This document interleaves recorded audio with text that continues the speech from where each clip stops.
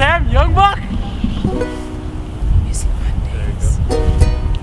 Well, I mean, I took guitar lessons in grade 6, and that was it for 1 year, just because I wanted to play guitar. But then when I went to Sims, or I remember the year before, I went to one of those concerts that they had at the school, like Alfine or DeCapro or something, and I saw the guy playing the bass. I'm like, oh, I want to do that.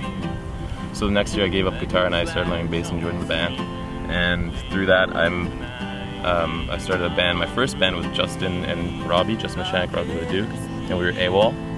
And we were together for a while up until I think right around the end of grade 10. So that was like my formative band years. Because then in grade 11, when that was over, I ended up joining back up with Justin and Jacob and Trevor and Nick, and we formed a new band called Youngbucks. But we played that year, but after that it just sort of disintegrated. It wasn't anything like we had an uncomfortable breakup or anything, but it was just sort of like we disbanded peacefully. And so I decided just to keep on doing what I was doing now and try to pick up the guitar again, because I always had an interest for songwriting, and carry that out into my solo project of Samuel Youngbuck.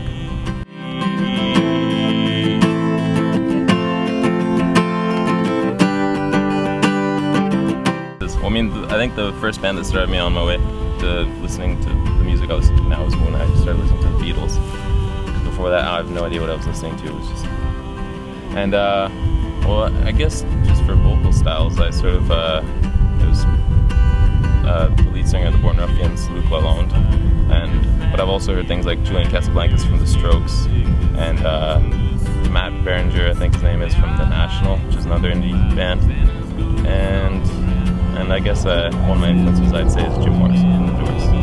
Obviously, it's great.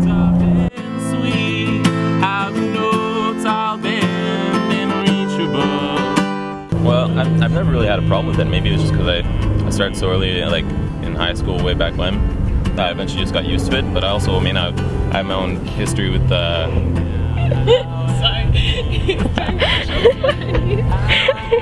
got into musical theater right around the same time I started doing my band stuff. So, I mean, I've always been used to performing, I'd say.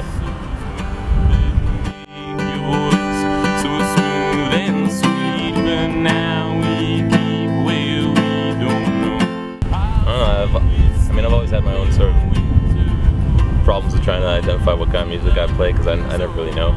But I'd say it's like indie folk-ish rock something. Why can't I be my own genre?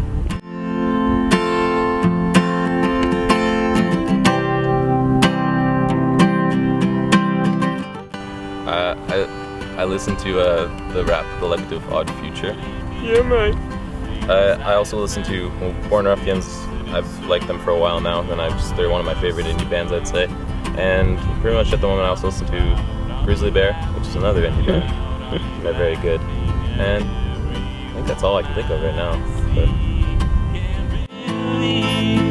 how strange it is to be anything at all.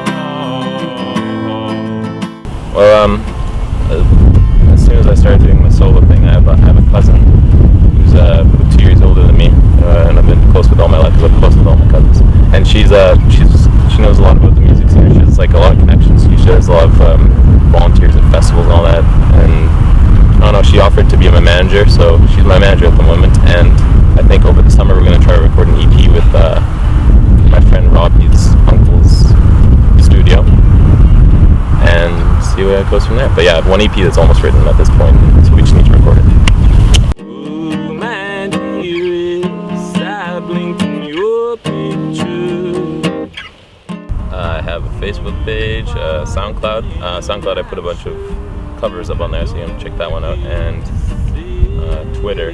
Well, it's my personal Twitter, but I just have it as my artist Twitter at the same time. But I mean, if you find my page on Facebook, which is just Samuel Youngbuck, it has the links for all the other things there.